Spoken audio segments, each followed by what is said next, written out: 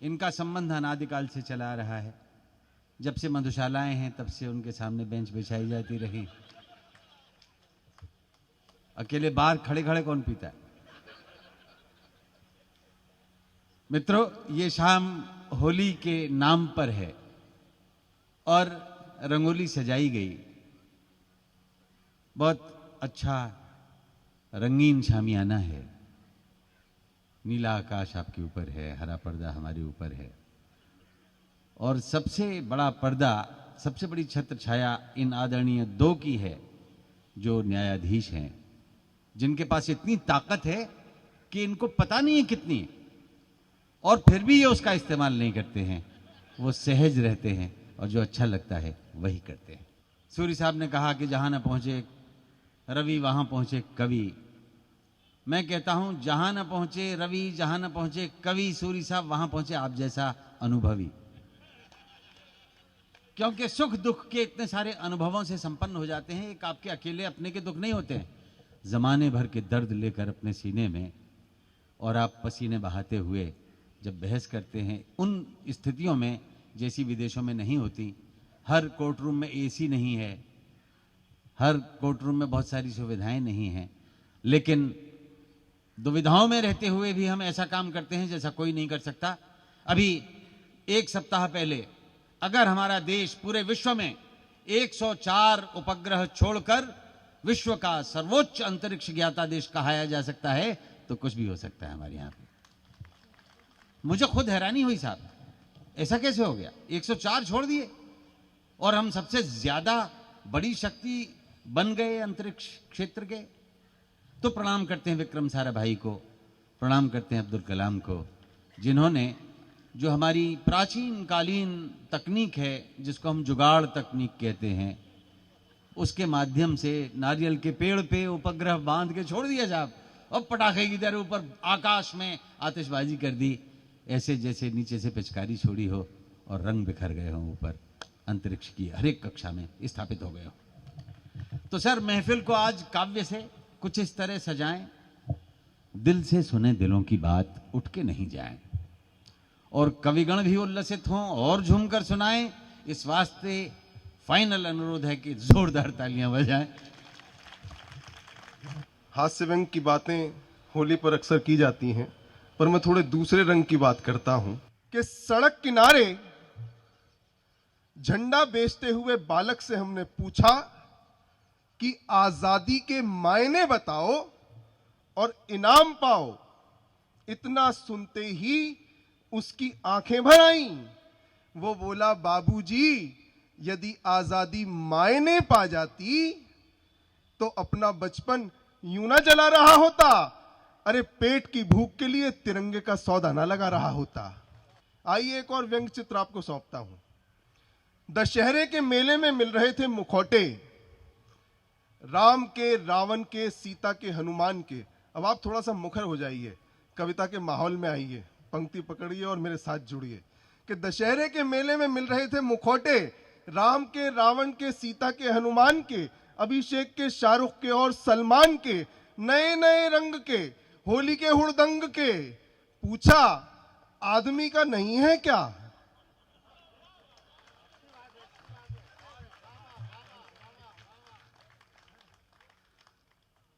तालियां तो मित्रों उसके जवाब पर बजाइएगा कि पूछा, आदमी का नहीं है क्या? वो बोला, बाबू क्या गजब ढाता है, अरे ये सारे मुखौटे आदमी ही तो लगाता है। ये सारे मुखौटे आदमी ही तो लगाता है।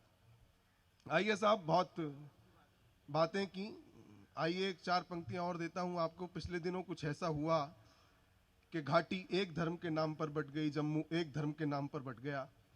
तब मैंने चार पंक्तियां कही कि हिंदू मरा तो हिंदू आ गए, मुसलमान मरा तो मुसलमान आ गए, घायल देश देख सब रोता है। अब अगर सच्ची पंक्ति आए तो अंतिम पंक्ति में बैठे हुए श्रोता से दाद मांगता हूं। घायल देश देख सब रोता है, हां साहब, मजहब जब देश से बड़ा हो जाए तो ऐसा ही होता है। हां साहब, हाँ साहब, मजहब जब देश से बड़ा हो जाए तो ऐसा ही होता है।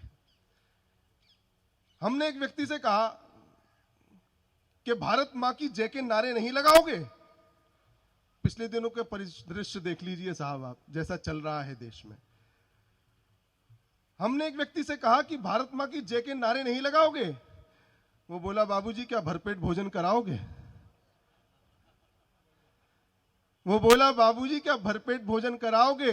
अरे जिस दिन भी इस देश के लोग भरपेट भोजन पाएंगे उस दिन वो अपने आप भारत मां की जय बोलने लग जाएंगे। उस दिन वो अपने आप भारत मां की जय बोलने लग जाएंगे। एक नेताजी अपने चेलों को समझा रहे थे। चेले सहमति में सिर हिला रहे थे। नेताजी बोले, जो बात तुझे समझाई समझ में आई? चेले बोले, नहीं। तो फिर गर्दन क्यों हिलाई? चेले बोले, नहीं। तो फिर गर्दन क्यों हिलाई? इस देश की राजनीतिक व्यवस्था पर यदि एक पंक्ति का व्यंग हो गया हो तो मुझे बताना। चेले बोले, नहीं। तो फिर गर्दन क्यों हिलाई? वो बोले, जी आपसे ही सीखा है और आपसे ही जाना है कि हाई कमान कुछ भी कहे, बस सहमति में सिर हिलाना है। कि हाई कमान कुछ भी कहे, बस सहमति में सिर हिलाना है। सपनों के नशे मन को फिर एक बार सजाना, सपनों के नशे मन को फिर एक बार सजाना, होली दिवाली ईद भी मिलजुल के मनाना। जो देश पर शहीद हुए उनकी याद में, जो देश पर शहीद हुए उनकी याद में, गर हो सके तो एक दिया तुम भी जलाना। कि जय भारती जय हिंद हर एक जन कहे सदा, जय भारती जय हिंद हर एक जन कहे सदा। गंगो जमन की धार ये पावन बहे सदा। हमको वतन पे जान लुटाने का शौक है, हमको वतन पे जान लुटाने का शौक है। हम हो न हो हमारा तिरंगा रहे सदा, तिरंगा रहे सदा। खुद अपनी भावनाओं को संन्यास न देना, खुद अपनी भावनाओं को संन्यास न देना। जीवन में कभी प्रेम को उपहास न देना। तुम राम बन भी जाओ तो दुनिया के वास्ते, तुम राम बन भी जाओ तो दुनिया के वास्ते। सीता को दोबारा कभी वनवास न देना, सीता को दोबारा कभी वनवास न देना। 4 पंक्तियां पढ़ती हूँ, मुझे सबूत दीजिएगा कि मेरी बात आप तक पहुंची। एक स्त्री पूरे समाज को अपना परिचय दे रही है और एक नदी समंदर को अपना परिचय देती है। सुनिएगा। लहर जैसी चपलता तो मुझ में भी है, अनकही एक विकलता तो मुझ में भी है। मैं नदी हूँ किनारों में सिमटी मगर, मैं नदी हूँ किनारों में सिमटी मगर, एक समंदर में चलता तो मुझ में भी है। सुनिएगा, 4 पंक्तियां और कहती हूँ और एक शिकायत दर्ज कराती हूँ साहब। सुनिएगा, आपको अच्छी लगेगी, हृदय पर जाकर ठक से बात लग जाए तो मुझे एहसास करा दीजिएगा। सुनिएगा, 4 पंक्तियां पढ़ती हूँ। हर किसी की तपन तिश्नगी के लिए, एक नेमत हुई जिंदगी के लिए। हर नदी उम्र भर उसकी खातिर चली, कब समंदर चला है नदी के लिए, कब समंदर चला है नदी के लिए, कब समंदर चला है नदी के लिए। और नेकियों से ये कैसी बदी हो गई। हैरान हो जाती हूं मैं जब किसी महिला को कोई अमानवीय कृत्य करते देख लेती हूँ, अपराधिनी के रूप में देखती हूँ। कि नेकियों से ये कैसी बदी हो गई। नेकियों से ये कैसी बदी हो गई, ऐ समंदर ये क्या त्रासदी हो गई।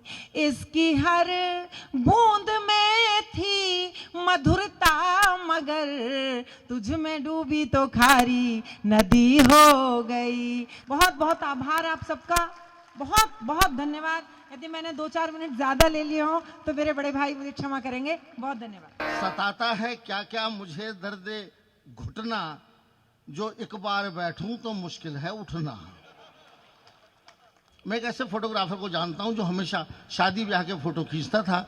एक बार उसकी ड्यूटी शमशान में लगी, मुर्दे का अंतिम फोटो खींचना था, उसका अभ्यास नहीं था। तो उसने जैसे ही अपना कैमरा मुर्दे के चेहरे पे फोकस किया, आदतन उसके मुंह से निकल गया, स्माइल प्लीज।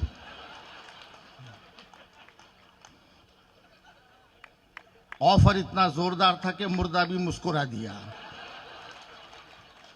अंजाम ये हुआ कि मुर्दा लगातार मुस्कुरा रहा था और जो नहीं थे वो हुए जा रहे थे। बहुत अच्छी महफिल है और पहली बार मौका मिला है न्यायपालिका के लोगों के बीच में आने का। मैं बहुत छोटी कविताएं सुनाऊंगा गौरव जी। मैं लंबी कविताएं अब नहीं सुनाता। जब मेरी उम्र थी तब मैं लंबी कविताएं सुनाता था। अब तो मेरी खुद ही लंबे होने की उम्र है, इसलिए मैं लंबी कविता नहीं सुनाऊंगा। और लंबी कविता सुनाने से एक्सीडेंट भी हो सकता है। मुझे याद है कवि ने बहुत लंबी कविता सुना दी, सामने बैठा कि वीआईपी चल बसा। लंबी कविता सुन के वो लंबा ही हो गया। जज साहब भी सुन रहे थे। जज साहब ने उसको कहा कि तुम्हारी कविता से एक आदमी की हत्या हुई है, तुमको फांसी होने वाली है, मैं ही देने वाला हूं, कोई अंतिम इच्छा हो तो बताओ। कवि बोला साहब वही कविता मैं आपको सुनाना चाहता हूं। तो बरेली में प्रोग्राम था, मुशायरा था, कवि सम्मेलन था और मैं भी था। 60,000 आदमी पंडाल में था और 60 कवि मंच पर थे।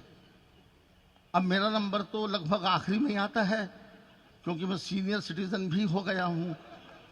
तो रात के 8 बजे शुरू होने वाले प्रोग्राम में जब मेरा नंबर माइक पे आया तब सुबह के 4 बज रहे थे और पंडाल में केवल 2 लोग बचे थे, एक सुनने वाला, दूसरा सुनाने वाला।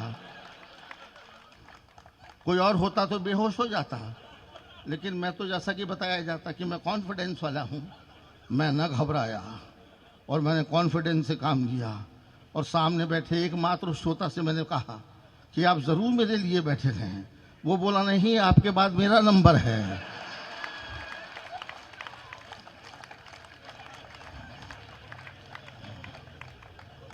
साहब उस दिन मेरा भ्रम टूट गया।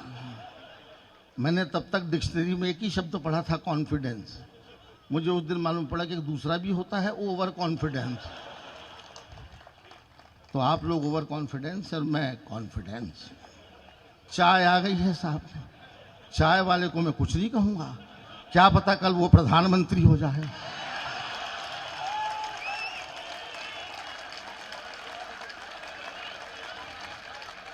वो हमारे शहर के गधों ने हड़ताल कर दी बिना सूचना, अल्टीमेटम दिए।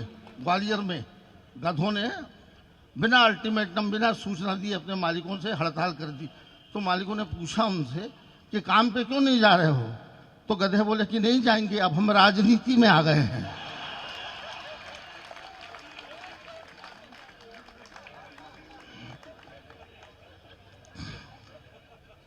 आपकी तालियां मुझे खोल रही हैं और मैं खोल रहा हूं थोड़ा थोड़ा।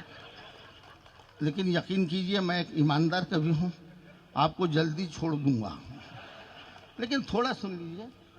इन दिनों में छोटा छोटा मैं माइक्रो कविताएं इन दिनों लिख रहा हूं। साली ने जीजा से कहा, साली ने जीजा से कहा कि जीजा जी मैं पास हो गई, मिठाई खिलाओ। जीजा जी मुस्कुरा के बोले जरूर खिलाऊंगा, थोड़ी और पास हो जाओ। आप लोग बहुत ज़हीन और दिमाग से महीन लोग हैं, इसीलिए मैं महीन बात ही कह रहा हूं और मुझे उम्मीद है कि बात आपको समझ में आ रही है, दिख भी रहा है। तो मैं कोशिश कर रहा हूं कि थोड़ा सा आपको और महीन पीसूं मैं। अभी वर्ल्ड डॉक्टर्स डे पर, जब वर्ल्ड डॉक्टर डे आया था, तो ग्वालियर में डॉक्टरों ने मुझे बुलाया। मेरे दोस्त ने बोले चौबे जी आज वर्ल्ड डॉक्टर डे है, हमने पब्लिक को बुलाया है, हमारी इमेज बड़ी खराब होती जाती है, आप अपने भाषणों से लोगों को बताएं कि हम इनके कितने शुभचिंतक हैं, इनके लिए कितना काम करना चाहते हैं। तो मैंने भाषण दिया, लोगों ने खूब ताली बजाई। मैंने लोगों से कहा कि भाइयों और बहनों, डॉक्टर धरती पे भगवान का अवतार है, ईश्वर का प्रतिनिधि है, इसलिए कभी डॉक्टर के पास जाना पड़े तो ये सोच के जाना कि भगवान के पास जा रहे हैं। अभी जब मेरे पैर का ऑपरेशन हुआ, हालांकि माइनर ही ऑपरेशन था, लेकिन साहब माइनर और मेजर क्या, ऑपरेशन तो ऑपरेशन है, अच्छे अच्छों की हवा निकलती है, शब्द ही खतरनाक है। मैं भी घबराया हुआ था, अस्पताल भेजा गया, ओटी में स्ट्रेचर पे पड़ा था, डॉक्टर मेरे सिरहाने खड़ा था। डॉक्टर मेरी घबराहट को भांप गया और मुस्कुराकर बोला डर लग रहा है। मैंने कहा डर तो लगेगा साहब, जिंदगी में मेरा पहला ऑपरेशन है। डॉक्टर बोला मेरा भी पहला ही ऑपरेशन है। सरकारी दफ्तर का सीन सुना रहा हूं, अफसर लोग कैसी बात करते हैं। बड़े अफसर ने छोटे को डांटा, बड़े अफसर ने छोटे को डांटा, आप निकम्मे हैं, एकदम गधे हैं। छोटा बोला ठीक कहते हैं सर, आप मुझसे बड़े हैं।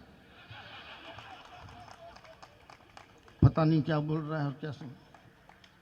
बड़े अफसर ने छोटे को डांटा, आप निकम्मे हैं, एकदम गधे हैं। छोटा बोला ठीक कहते हैं सर, आप मुझसे बड़े हैं। कुंवारे के दरवाजे, तीसरी आलपिन, छोटी छोटी कविताएं आलपिने हैं। कुंवारे के दरवाजे पे लिखा था होम स्वीट होम। शादीशुदा के लिखा था ओम शांति ओम शांति ओम शांति ओम। मैंने अपने मित्र शहाबुद्दीन से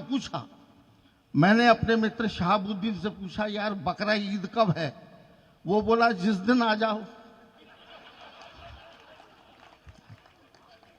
उसका मतलब था कि तारीख वारीख क्या होती है, जब आएगा तभी। मैं तो गया ही नहीं, क्या पता मुझसे ही मना लेता। मैंने अपने मित्र शहाबुद्दीन से पूछा यार बकरा ईद कब है? वो बोला जिस दिन आ जाओ।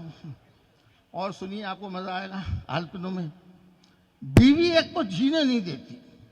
हर एक की कहानी है ये, हर एक की ट्रेजेडी है, लेकिन मेरी कुछ और भी है।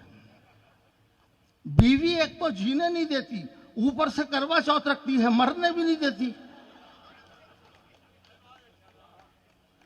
बीवी एक तो जीने नहीं देती, ऊपर से करवा चौथ रखती है, मरने भी नहीं देती है। चूहा कहीं भी और अफसर कहीं का भी बिल बना सकता है।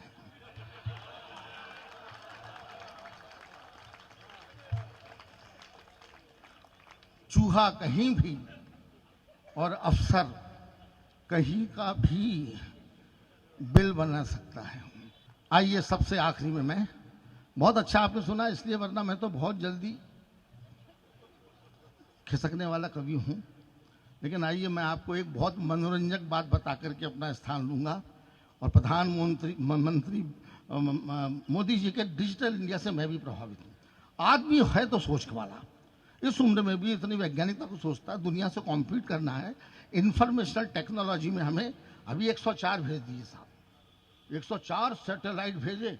एक मित्र ने बधाई दी, बोले देखा चौबे जी, दूसरे देश के भी सैटेलाइट को अपने हिंदुस्तान ने भेज दिया। मैंने कहा आसान बात है, जहां पर एक ऑटो में 40 लोग बैठ सकते हैं। किसने दस्तक दी ये दिल पर? किसने दस्तक दी ये दिल पर? कौन है? आप तो अंदर हैं, बाहर कौन है? किसने दस्तक दी? किसने दस्तक दी ये दिल पर? माशाल्लाह सभी जवान हैं यहां पर। किसने दस्तक दी ये दिल पर? कौन है? आप तो अंदर हैं, बाहर कौन है? साहब शहरों में तो बारूदों का मौसम है, बारूदों का मौसम है। शहरों में तो बारूदों का मौसम है, शहरों में तो बारूदों का मौसम है। गांव चलो, ये अमरूदों का मौसम है। शहरों में तो बारूदों का मौसम, साहब मैं क्या बताऊं, मैं तो आप सब मैं बिलौजे डर रहा था कि आप लोग पता नहीं अमरूद का मतलब समझेंगे कि नहीं समझेंगे। शहरों में तो बारूदों का मौसम है, गांव चलो ये अमरूदों का मौसम है।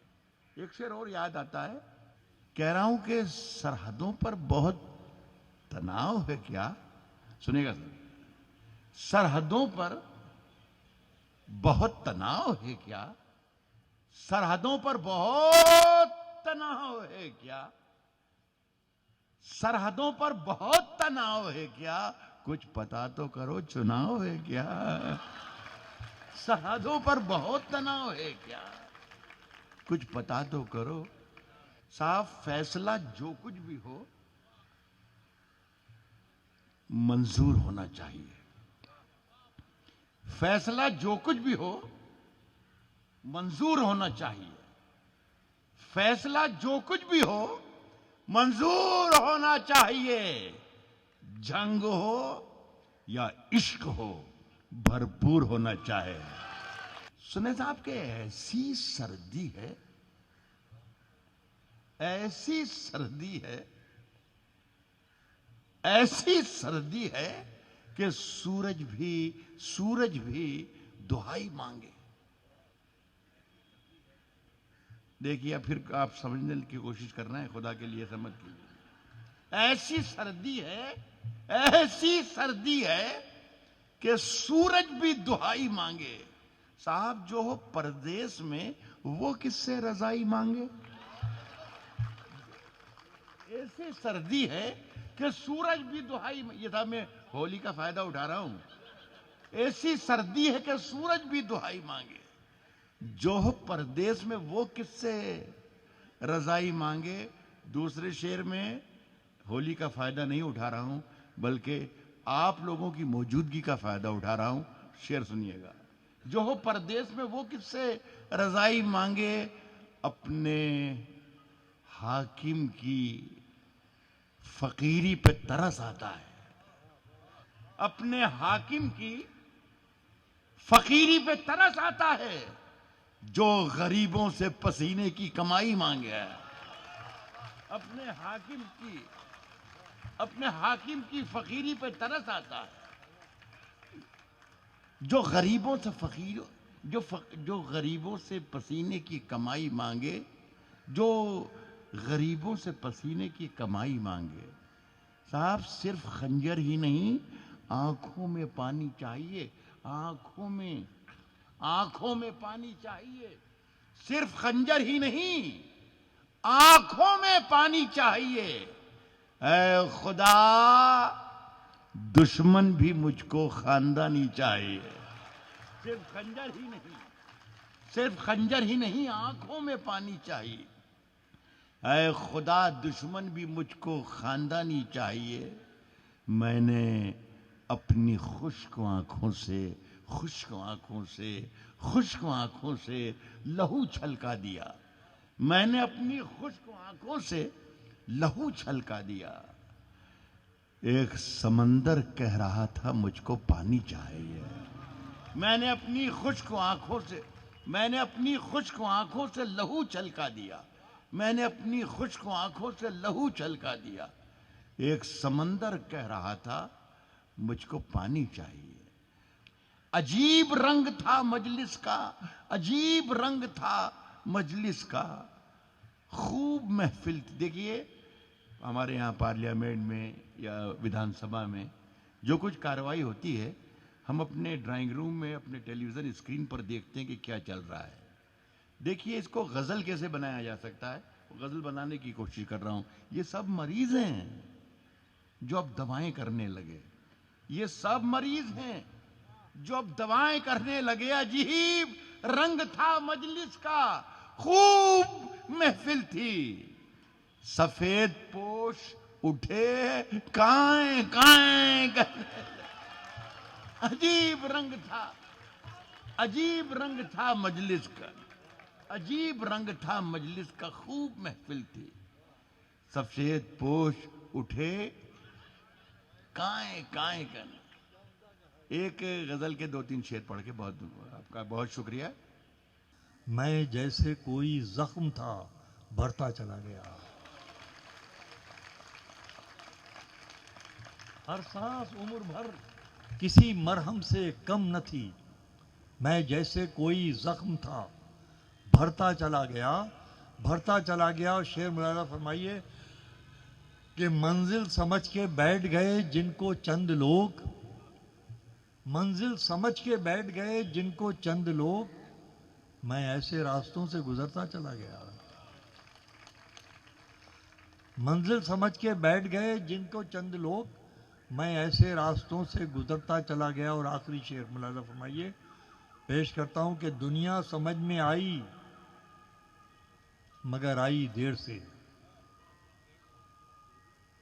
दुनिया समझ में आई मगर आई देर से।